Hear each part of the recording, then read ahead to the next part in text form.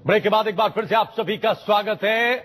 आप देख रहे हैं अब की बार हरियाणा में किसकी सरकार, और हम ये समझने की कोशिश कर रहे हैं कि विधानसभा क्षेत्रों में दरअसल चुनावी मूड क्या है, कौन राजनीतिक दल या उम्मीदवार आगे चल रहा है और कौन पीछे। हमने तोशाम और दादरी की चर्चा की, वहां का विश्लेषण किया। अब हम महेंद्रगढ़ की चर्चा करते हैं। जल्दी से देखिए कि महेंद्रगढ़ में स्थिति क्या बन रही है। महेंद्रगढ़ में कौन कौन उम्मीदवार चुनाव मैदान में है। महेंद्रगढ़ में कांग्रेस पार्टी की टिकट पर राव दान सिंह चुनाव मैदान में हैं। बीजेपी की टिकट पर रामविलास शर्मा पार्टी के प्रदेश अध्यक्ष हैं, वो महेंद्रगढ़ से चुनाव लड़ रहे हैं। इनेलो ने राव बहादुर सिंह को यहां मैदान में उतारा है, जबकि हजका की तरफ से यहां नरेश शर्मा मैदान में हैं। कांग्रेस पार्टी ने राव दान सिंह जो विधायक हैं और इसके बाद सीपीएस भी है, उन्हें मैदान में उतारा है। नहीं, एचजेपी की तंवर है कोई शक्ति। क्या स्थिति दिख रही है एनएलडी की महेंद्रगढ़ में? राव दान सिंह नहीं है, निर्मला तंवर है, वहां पर बदल दिया था इन्हें। राव बहादुर सिंह की जगह निर्मला तंवर को टिकट दे दिया है अब। और वो राजपूत हैं और यही सोची समझी की रणनीति के तहत ये टिकट यहां पर दिया गया है।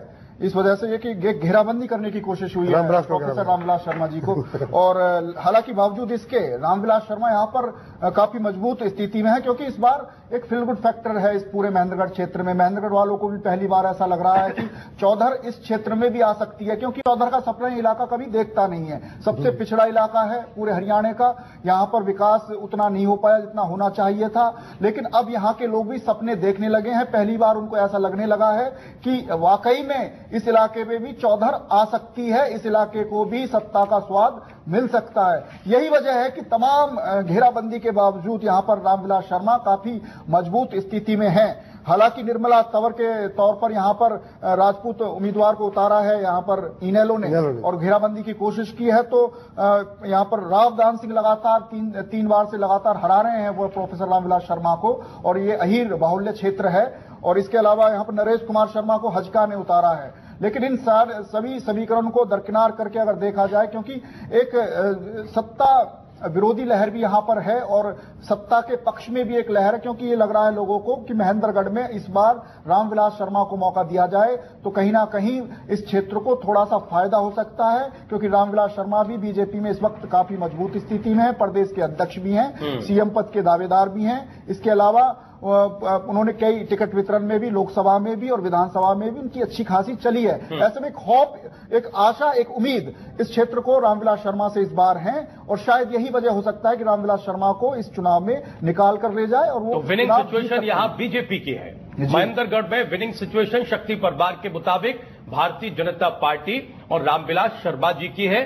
इसकी दो वजह वो बता रहे हैं। एक तो फील गुड फैक्टर है इस बार महेंद्रगढ़ विधानसभा क्षेत्र में, और दूसरा जो हमारे प्रदेश में खूब चलता है, कहीं ना कहीं उस इलाके के लोगों को यह लगता है कि यहां की चौधर इस बार आ सकती है।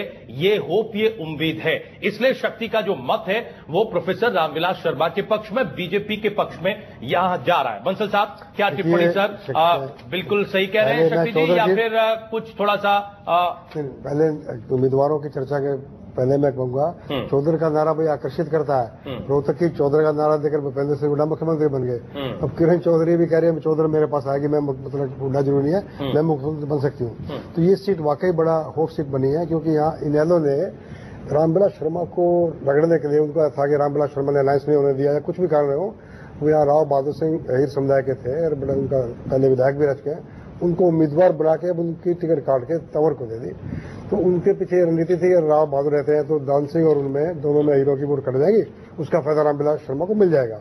और बात चौधर की ठीक कही है शक्ति जी ने, राव दान सिंह को सीपीएस बनाया हुड्डा साहब ने, हुड्डा साहब के बड़े करीबी थे, लेकिन वो चौधर नहीं आई जो मुख्यमंत्री चौधर होती है। राव दान सिंह ने उस चौधर का फायदा किया अपने कोलाइशन के व्यापार को बढ़ाने में। तो अब निश्चित है वहां के लोगों में एक फीलिंग आई है कि रामविलास शर्मा पार्टी के अध्यक्ष हैं, नरेंद्र मोदी के भी करीब है, वो मुख्यमंत्री बन सकते हैं, इसलिए उनके हक में काफी पोलाइजेशन होना शुरू हो गया और राव दान सिंह को एंटी इनकम्बेंसी का नुकसान हो रहा है। कुल मिलाकर रामविलास शर्मा की स्थिति यानी आपके मुताबिक भी यहाँ BJP Ramvilas Sharma ji winning situation में है। राजकारी जी, आप इस राय के साथ जाना पक्ष करेंगे या फिर कोई दूसरा मत निकलकर हमारे दर्शकों के सामने आएगा?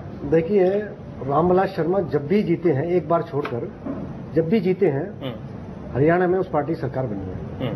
77 में जीते, उसके बाद में 87 में जीते, एक बार शायद बीच में रहे हैं, जब शायद दो ही जब मंत्री बने, जब बंसीलाल के सरकार में रहे, एक बार शायद जीते जब पार्टी के दो थे, तब भी शायद जीते, मुझे लगता है ध्यान यार मेरे को, लेकिन एक बार जीते हैं जब कोई लहर नहीं थी, तब 96 से पहले हमेशा जीतते थे। उसके बाद स्टॉप लग गया। अब उसके बाद में जब सरकार जब लहर आती तभी जीतते हैं। और ये बात सही है कि वो हरियाणा में बीजेपी के बहुत पुराने नेता हैं, संघ से जुड़े हुए और संघ से भी उनका जो जुड़ाव रहा है, और उनको बिल्कुल एक मतलब जो हरियाणा में जिस वक्त बड़े नेता हैं, बिल्कुल भाजपा की जो भाजपा की पूरी पृष्ठभूमि के जो नेता हैं, उनमें से एक रामविलास शर्मा है। और लेकिन उनका ये दुर्भाग्य रहा है कि वो एक ऐसे क्षेत्र से आते हैं जहां पर मतदाताओं का ज्यादा असर रहा है, इस कारण वो चमक नहीं पाए। और लेकिन यह है कि जब भी सरकार बनी है, जब भी इनकी बीजेपी की गठबंधन सरकार बनी है, महत्वपूर्ण पदों पर रहे हैं। इस बार मुझे लगता है कि हरियाणा में भाजपा का उभार बड़ी तेजी से हुआ है। तो इस बार, और चूंकि जो राव इंद्रजीत है, उनकी वजह से भी अहीर मतदाताओं का झुकाव बीजेपी की तरफ हो रहा है। तो इस कारण मुझे लगता है बड़ी आसानी से इस बार रामविलास शर्मा जीत रहे हैं। यानी आपके मुताबिक भी जो विनिंग सिचुएशन है वो महेंद्रगढ़ में बीजेपी की है, रामविलास शर्मा जी की है। हम चंडीगढ़ का रुख करेंगे। नरेश कौशल साहब, इसी राय के साथ जाना चाहेंगे या कुछ और स्थिति दिखाई दे रही है आपको महेंद्रगढ़ विधानसभा क्षेत्र में? देखिए राजीव, यहाँ मैं एक थोड़ा रोचक किस्सा बताना चाहूंगा जी, कि ओम प्रकाश चौटाला दोस्तों के दोस्त और दुश्मनों के बड़े पक्के दुश्मन रहे। इस बार के विधानसभा चुनाव में 3 क्षेत्रों में खास तौर पे वो पक्की दुश्मनी फिर निभाने जा रहे हैं, जैसे कि उचाना और दूसरा पलवल, और यहाँ पे रामविलास शर्मा, जिनसे उनको बड़ी पुरानी ये उनसे गुस्सा है कि सरकार गिराने का है, दर्द रहा है। तो यहाँ पे क्या है कि रामविलास शर्मा को हराने के लिए उन्होंने अपना जो उम्मीदवार था जी, उसको बदल के राव बहादुर को वो लेकर आए हैं, तंवर को, यानी कि राजपूत निर्मला तंवर को लेकर आए हैं। अब सवाल है कि क्या वो जीतने के लिए उन्होंने कैंडिडेट बदला है? नहीं, ऐसा नहीं है। उन्होंने ये कैंडिडेट इसलिए बदला है ताकि राव दान सिंह और राव बहादुर सिंह में अहीर की वोट ना बटे, वोट दान सिंह को भले मिल जाए, निर्मला तंवर भले हार जाए, लेकिन रामविलास शर्मा हारना चाहिए। इसी तरह से मैं जैसे बता रहा था, इसी तरह मैं बता पवन जी को पुरानी बातें याद है। जी, मैं एक मिनट कहते हैं एक कहावत है हरियाणा में कि घर को आग लग जाए मुझसे वाक हो जाएगी। जी जी जी, घर को आग बेशक लग जाए पर मुझसे वाक हो जाएगी। हाँ, वही बात है। इसी तरह पलवल में जो है, हाँ, अब जैसे पलवल है, पलवल में क्या है कि करण सिंह दलाल जो अब भूपिंदर हुड्डा के भाई के समधी हैं, समझो भूपिंदर हुड्डा के भी समधी हैं, उनसे वो पुराना बदला लेना चाहते हैं। भले ही वहां पे वो सुभाष चौधरी जीते ना जीते वो, लेकिन वो अंत में ये देखेंगे कि करण सिंह हार कैसे सकते हैं, क्योंकि पुराने लोग जो विधानसभा कवर करते रहे हैं, जब करण सिंह मंत्री हुआ करते थे, तो वो चौटाला को कैसे कैसे कटाक्ष करते थे।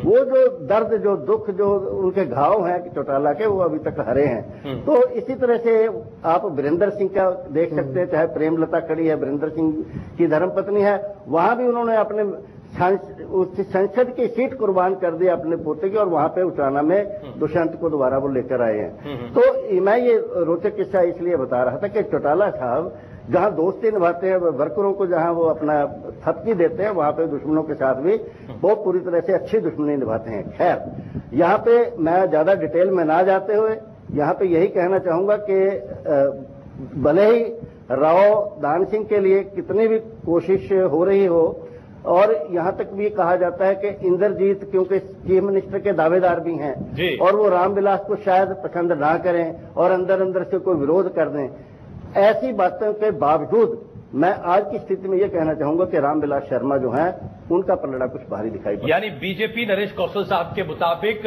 महेंद्रगढ़ विधानसभा सीट पर विनिंग सिचुएशन में है। संजय जी, आप क्या कहना चाहेंगे? के दावेदार भी हैं जी। और वो रामविलास को शायद पसंद ना करें और अंदर अंदर से कोई विरोध कर दें। ऐसी बातों के बावजूद मैं आज की स्थिति में ये कहना चाहूंगा कि रामविलास शर्मा जो हैं उनका पलड़ा कुछ भारी दिखाई पड़ा। यानी बीजेपी नरेश कौशल साहब के मुताबिक महेंद्रगढ़ विधानसभा सीट पर विनिंग सिचुएशन में है। संजय जी, आप क्या कहना चाहेंगे?